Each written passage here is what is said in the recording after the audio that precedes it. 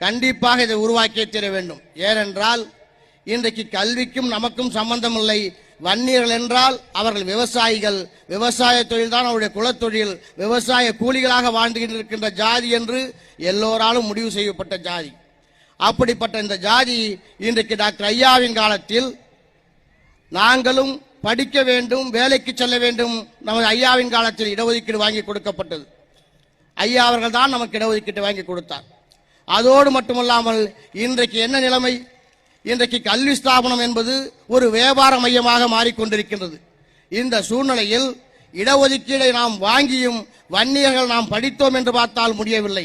ஏனென்றால் இந்த வியாபார மையத்தில் பணம் கொடுத்து படிக்கின்ற அளவிற்கு இன்றைக்கு வன்னியர்கள் வசதி உள்ளவர்களாக இல்லை. ஏழை விவசாய கூலிகளாக நாம் வாழ்ந்து கொண்டிருக்கின்றோம். அதனால் இடஒதுக்கீடு கிடைத்தும் நாம் படிக்க முடியவில்லை.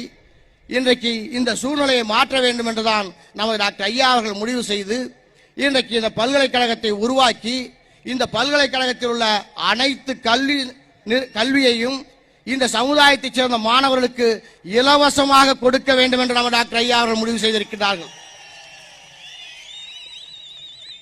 அது கொடுக்க முடியுமா என்ற ஒரு சந்தேகம் எல்லோருக்கும் ஏற்பட்டாலும் நமது டாக்டர் ஐயா அவர்கள், நம்ம இனமான காவலர் டாக்டர் ஐயா அவர்கள் கண்டிப்பாக இந்த கல்வியை இந்த சமுதாய மாணவர்களுக்கு இலவசமாக நாம் கொடுக்க முடியும் என்று சொல்லியிருக்கிறார்கள்.